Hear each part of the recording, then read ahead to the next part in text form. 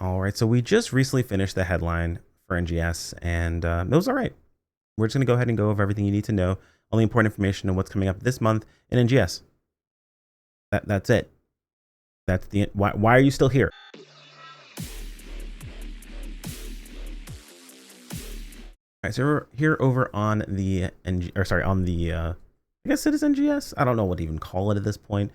But we're over on the Fantasy Star YouTube channel, taking a look at the headline wave, and yeah, let's just go ahead and go over what's important. What should you know about what's on the horizon?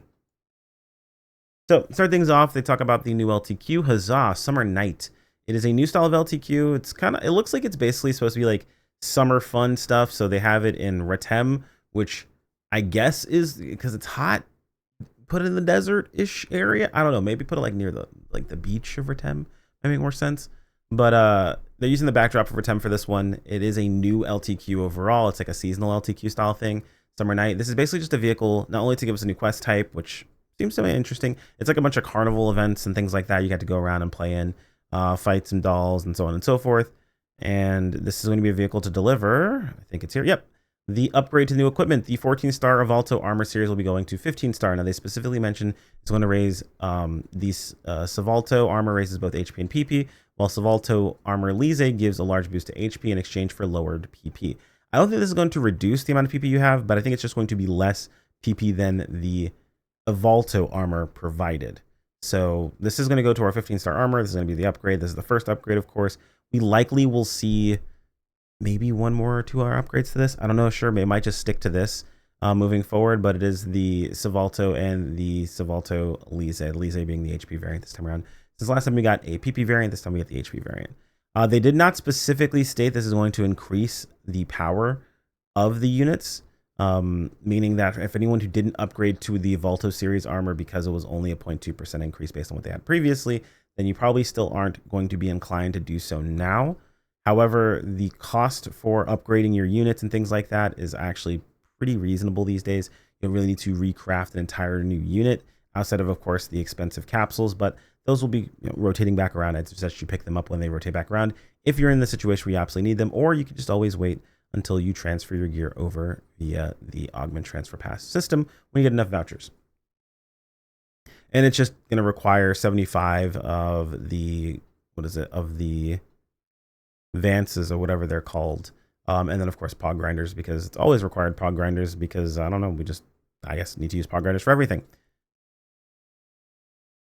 Slay to Slay campaign is just going to have a campaign where you complete tasks and you get some outfits and some accessories. This is apparently an outfit that existed beforehand, but it had like a shirt underneath it. I just looked at it, I was like, oh, this looks kind of new. This is different. This looks cool. Like, why haven't I ever seen this before? But apparently I just didn't notice it without this shirt. There's also going to be a new Type 2 variant of it. Lucky you Type 2 players, as well as the other outfit that came out with it during that time frame. So complete the campaign task to get the outfit for free. We're starting a new Thankful Anniversary AC scratch ticket. I'm not sure why this is loading like this. There it goes. New Thankful Anniversary AC scratch ticket. So complete weekly tasks to get free AC scratch tickets.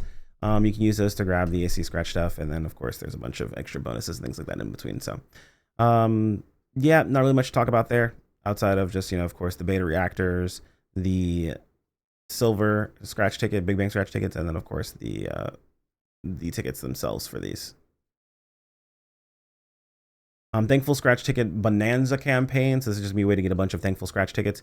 Your chance to get more than 40 Thankful Scratch tickets. So this is all for AC Scratch items. The reason why this is important is because this can be turned into badges. And those badges can be used for future items that you might need, or it could be a way for you to make a bit of money on the side. If, like, let's say, for example, there's a hairstyle that's actually pretty sought after, players will pay, some money for it. You might make some money on the side, and this is completely free for you. So pretty cool stuff there. This is starting on the 1st and ends on, this ends.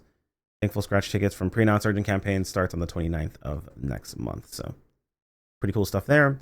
The rewind ticket, they're showing off what that's going to be. Again, the 1st and the 21st, they always have this rewind ticket. The NGS one is the 1st. The base PS2 one is the 21st. This time around, we have these outfits, these hairstyles, and then, of course, the scratch count bonus camo this time around is the Trailblazer camo. So trying to milk out those who didn't get a chance to get it in base PSO2. Unfortunate, but it is what it is. Probably going to be an up-res version of it, so it'll look a little bit nicer. We also have the creator style AC Scratch this time around. This is basically made by someone who has worked in the past on previous AC Scratches. They're kind of like their own person. That's really good art for it. Really, really cool Japanese style themed outfits, style battle outfits, kind of a mix up. They mentioned they had um, some Western elements in them and so on and so forth. But Katana Star Online does remain to be Katana Star Online these days. Creator Revival Scratch. So if previous outfits, this is one that they've also worked on previously as well. So some outfits that they've worked on, of course, are being revived along with, a camo we haven't seen in a while as part of the scratch count bonus, I believe. It might actually be the hairstyle, but not 100% sure on that one. We do have a new rank of Sign of the Planet Breaker. I know some people are like, oh, well, we got to fight Solus again. I'll be honest, what they showed of Solus is completely different than how he's played in the past. We're seeing like completely new moves, not just like a new move or two new moves, like completely new moves, new patterns. He's got like after images as well as duplicates that are around attacking from different angles. It seems to be quite a bit that's changed. So, kudos to the dev team. As a Phantasy Star player, I'm always used to getting a higher difficulty version of past content. That's pretty normal. Even going as far back as PSO Online, episode 1, 2, and Blue Burst. Very common thing was to have like, different levels of difficulty that you roll through. PSU was very common for like easy, medium, hard, and going upwards and so on and so forth. And this one, they're actually changing up how bosses, like the boss patterns work, new attack styles and things of that sort. So definitely like to see more bosses or newer bosses, but if they are going to increase the difficulty of previous bosses, it is nice to see them actually go through and give them new attack patterns and new ways to absolutely blow us up. So we have to learn. The new weapons that are going to be going alongside with that content are the Kin's weapons, the new 15 stars. They have a potential that grants damage resistance and boosts if you can fulfill certain conditions. Fulfill 3 conditions to get a critical rate boost and critical potency boost. Now, apparently these have already been translated, so I'm going to grab that information really quick over from in-game, is what I would say if my chat history didn't delete itself for some reason. Lucky for you, I'm pretty sure I have it completely memorized, so I'll go ahead and give you guys what the conditions are for right now. And then, of course, we'll go over in more detail when we have everything on officials and so on and so forth. But essentially what the weapon does is has 65% potential, or 65% damage potential, 5% damage reduction that goes up to 15%. Whenever you activate one of the 3 conditions. Every time you activate a condition, it increases, going upwards of an extra 15%. Now, I didn't know if that's 15% cap or extra 15% on top of the 5% you start with, but it wasn't really clear based on the information that I was given. Now, the 3 different conditions to fulfill is a critical hit, using a rest assign, specifically using, not healed by a rest assign, not healed, but using a rest assign, and 100 seconds has passed. So basically giving it essentially 100-second ICD. And what happens is when you reach all 3 of those conditions, you get a critical rate boost and a critical potency boost. The critical rate boost is 20%, critical potency boost is 5%. This is actually going to make Termina substantially more powerful. This is going to be a very powerful weapon specifically for Slayers as well, as they are not at 100% crit rate. They're getting there, but they're not quite near 100% crit rate, where a crit rate bonus is not going to be very beneficial for them. But there's also a crit damage bonus that's mixed in there as well. Very, very, very useful overall.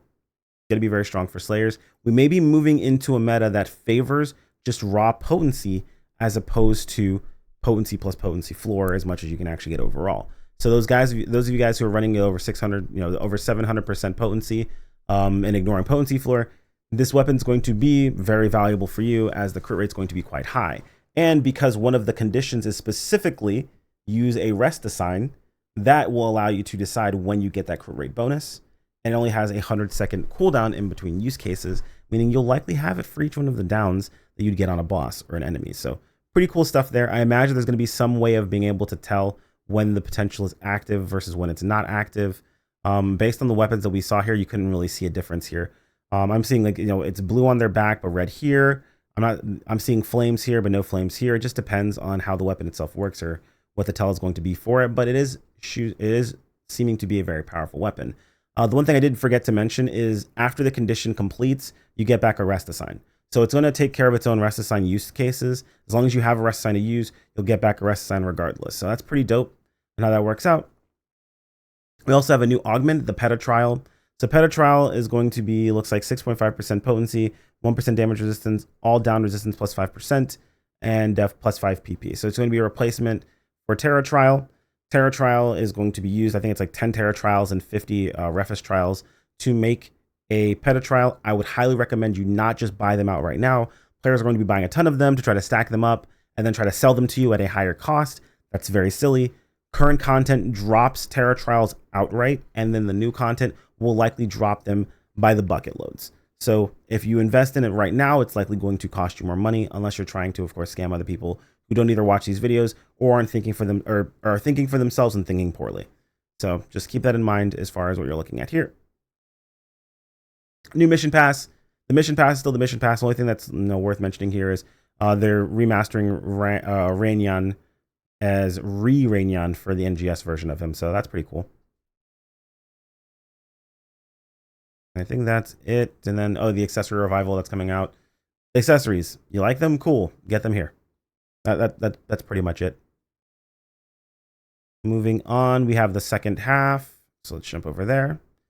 We have Purge the Ancient Ruins, so it's going to be an LTQ where you go through ruins. Of course, they're going to utilize the set piece. Pretty standard fare when it comes to Phantasy Star. We've made a set piece. We're going to use it for quite a while. So I expect to see a couple of these here and there, but this is going to be more focused, less of the exploration and more of just go through a quest type. So you'll be going through and knocking out, it looks like the, what are they called? The Grim Monoliths. It's the Monolith trial thingy or whatever that's basically being turned into a quest for an LTQ. So it's a way for you guys to farm out more of the, I'm assuming it's going to drop the plus 100 variant Grand Illusions. They didn't say specifically that they would, but I'm assuming they're going to, since they're in the same area and that sort of thing. At the very end, you fight Zesh, or Schreider, excuse me. It would be nice to see a different boss here, like Hunel or something along those lines, but probably saving it for its own quest or something like that. So it is what it is. It's an LTQ. We don't get excited for those. It is new. It is different. It is in a zone that we do like. So these are all positives for it, but it is still just an LTQ. So, yeah. They're also doing, I'm not sure if it's showed here or not. I don't think it is. I think it's probably its own slide. It is not being shown as its own slide. There's a 1v1 variant of this as well. It might be somewhere else later on in this, but there's a 1v1 variant of this that will be its own LTQ that is basically going to be for Ark's records. So pretty standard stuff there. SG support item select coming back around. If you need preset skill enhancement items, go ahead and dip into this. This is going to be very useful. Also, for those of you guys who are going to be chasing after the new 15 star, this is where you get the items you need to get the preset, or to get its fix up higher without needing multiples or getting super lucky or anything along those lines. It's just SG. This is a good investment for it if you are missing out on those items. I think I currently have some. Let me tab over really fast and see if I can find them. This is what I'm talking about. So things like preset skill protections, level 1, 2, 3, and 4, preset skill success rate increases of 10, 20, 30, 40, and then the 100% for the guarantee. And then, of course, preset enhancement success and substitute. So this is basically, if I have something that is fixed to level 1, I can use this as a substitute for level 1s to not only upgrade, but guarantee the level 2 success plus a substitute. If you have the substitute, it's by itself. If you have the success, it's by itself. So you need the items, but this is where you get those from. You get them from those SG support scratches. So I'd highly recommend you go ahead and invest in it if you're thinking about making the current units that are going to be coming up. If you want to get those fixes fairly high, the fix of 3 of those units is enough, honestly, and they're fairly cheap, so don't worry about that. It's mostly if you're going after the new weapon that's coming out. You want to make sure you have the resources for that. Stylish Summer, it's an AC scratch. It looks cool. I like the Type 1 outfit. I like the Type 2 outfit. Did a pretty solid job with this one. We got the motion idle strum and sing. So this is the KK slider idle, as it was called in my chat. Emo guitar show, and then of course there is the Volks doll glide that's being added in as well.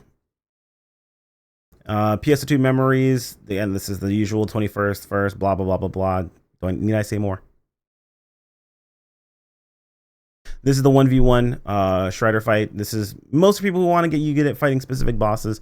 You'd be surprised how useful this actually is for learning to fight certain bosses fairly well. Do you have to be able to fight them super well? No, you can kind of stumble through everything if you really want to in PSO2. It's kind of up to you individually, but there are players that do like to be good at what they do and do like to enjoy fighting specific bosses. This is a 1v1 situation. So he's going to have more HP. You're going to see more of his attacks. You're going to have to only rely on yourself. Realistically, you won't be able to utilize anyone else to make life any easier on you. And of course, this is going to be available for Ark's record. So speed running and things like that. And then we have the Summer Sky Seaside AC scratch. It was before we were thinking, where's the bikinis? This is where the bikinis are at. And that's basically it for that. I mean, there's not really much to say about that one. We also went into seeing what the roadmap is. So the roadmap's got a lot of interesting things. I'm gonna give it a day or two, and then I'm gonna do a deep dive of the roadmap and give my full thoughts. But I'm gonna give you guys just a surface level look at what we've got here. So we've got the Halloween event. We have, of course, the 14th anniversary Super Fantasy Festival, the 5.5 anniversary for the Genesis Festival, and of course the 6th anniversary Super Genesis Festival in April, and blah blah blah blah. So that's all the event stuff. Quest stuff. Nothing really interesting here until we hit the ultra high difficulty party standing quest. For August to September, likely we'll see that in September, not August. August is storyline related stuff, so we'll likely see this in September. Fantasy Festival, Ruin Anga, we already knew about that coming. New collab SP Scratch campaign. Main story chapter 9, which again we're going to be seeing in August. External game collab and the popular creator collab. So interesting stuff to see here. I'm going to go ahead and just full screen this so you guys can see it a little bit easier. Of course, October, Halloween event, new field updates. This will be interesting to see what we're doing here. This is a new field update. This doesn't necessarily mean a new field, but it is a new field update. So it could be an update to a previous field. They've used the same wording when they've introduced a new field altogether, as well as a change to a current field that we have. So just tailor your expectations. Limited time quest.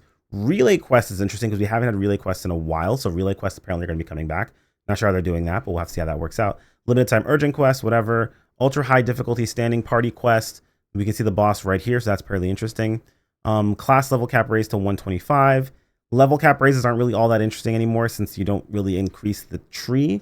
We're not getting new skills along with it. It's just increasing it's just number go up for sake of number go up. So, I would like to see them do something different with this, but they've kind of separated out how they're doing things for balance purposes, as well as for more individual types of upgrades and things like that, instead of just kind of hamstringing them all together and then adjusting them over a long period of time. But it has unfortunately caused the class level up thing to not really feel all that interesting. New tech class arts customization. So they did mention with this, it will be that every single PA and every single tech will have a tech arts customization, and they will still be going through and balancing and changing things as necessary with receiving our feedback about it. So of course, provide your feedback for your tech arts customizations. I'm looking at you, Charge Falcon. Not sure why you exist. I do know why you exist. It's for Celeste, but it still sucks and I hate it.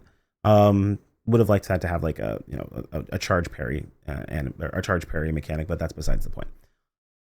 New item system, amulets. So apparently amulets are going to be added in. This is not going to be rings. Apparently this is not going to be units. It's going to be added in with all the rest of these things. I'm interested to see what they do with this.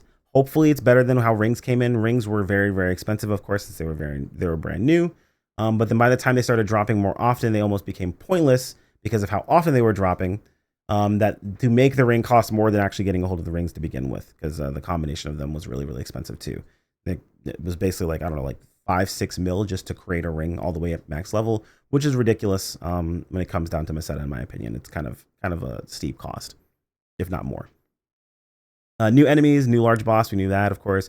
New collab SP Scratch, and then new faces. They showed off a couple new faces. The faces basically are furry faces. You have like they showed 2 cat faces off. There's probably more of that, more along that. Popular creator collab. I don't know if this is going to be like the popular creator collab stuff. I'm not sure if it's going to be like VTuber collabs or if it's going to be specifically what's the other one?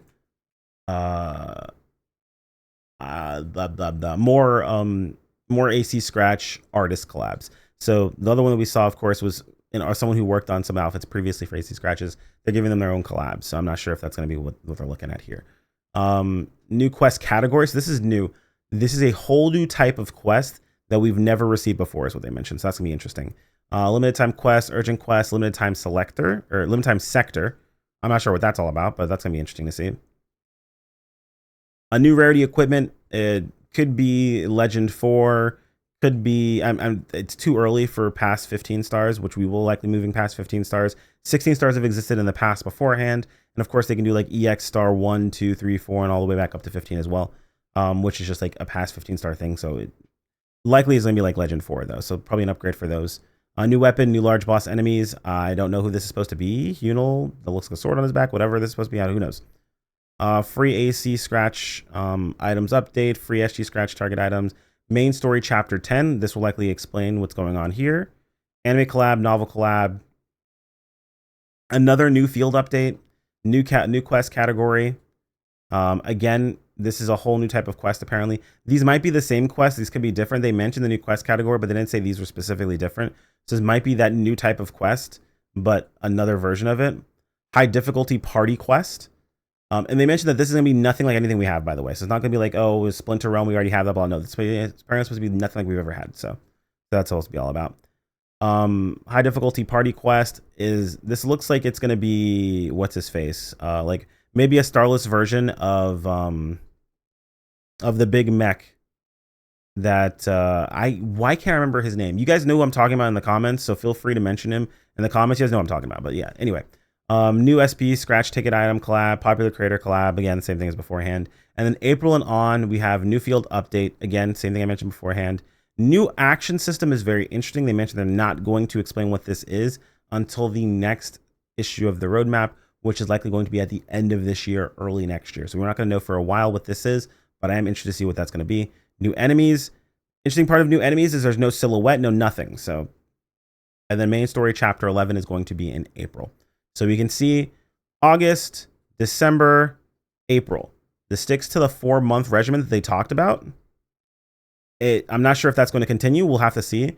And then, of course, difficult content, like every 2 months. So far, they're keeping with what they said they were going to be doing. Love to see it. We'll have to see how that continues in the future. Let's move on. 2 questions this time around. Make it so movie concerts will give you the buff outside of the city, like Nadaro's concerts. This is the movie concerts. You just have to be in city to get these buffs. You want to make sure you get the buffs regardless. TLDR, yes. They make it work as well. And what was the other one? Other one was, can we get reward box medals from something other than urgent quests? Because they can't always be online for urgent quests. This is a constant thing when it comes to PSO2 since base PSO2 is you make value in urgent quests by giving us something you can't get anywhere else. People complain that they can't get it anywhere else. They make it so it comes from somewhere else and the urgent quests lose their value. So honestly, the best way to do this would be make it so you can farm them somewhere else, make it so urgent quests give you more of them is basically the way to do it. So make it so urgent quests are still worth doing. However, you can't only get the item from the urgent quest itself. That's basically your best case scenario. And the only way this has ever worked with urgent quests to begin with. So, but that's just me talking from base PSO2 nonsense. And then the concert situation, people have asked for new concerts over and over again. They haven't gotten them. It's kind of like a bit of a back and forth, right? You have the people that hang out in the lobby who would love new concerts and interactive concerts because that's what they do. They hang out in the lobby itself. But then, of course, you have people who ask to be able to get the buffs even away from the concerts. So why even invest time in making the concerts if no one's going to go to them? It's a little bit of a back and forth because people would go to them if there were interactive concerts, but are you sure that they would continue to go to them even if they were interactive? And by that point, you've already put the investment into them. So it's one of those situations where it's back and forth. The real answer is that they don't ever do things like this unless it's part of the storyline or it's a collaboration. So I would love to see collaborations with interactive concerts, but it's something that wouldn't stick around all the time. So I would like for it to be storyline-based concerts specifically, and make it so you don't get the buffs outside of them. Make it so people have to go to city. Make it so your buffs don't drain in city. Make it so you don't get the buffs outside of going over there and actually hanging out during the concert itself, and then make them interactive. So that's just my take on the situation. Another Toho collab coming to NGS. Toho collab. Talk about Grand Illusions, about the outfits themselves. The art looks amazing for them, of course. And then, of course, they went into the episode, which I'll let you guys watch on your own. So, like I mentioned, the headline is actually pretty solid. It wasn't super beefy this time around. It was actually fairly tame. However, the information that we did get was good. Can't say I was super upset about anything that I saw here. Things were pretty solid. But let me know what you guys think in the comments below. If there's anything I missed, feel free to let me know. Like if you enjoyed. Subscribe if you want to keep up with more. As always, thank you to the channel members as well as the Patreon members. You guys are fantastic. And I appreciate every single one of you. And I will see you all in the next video. Take care, my friends.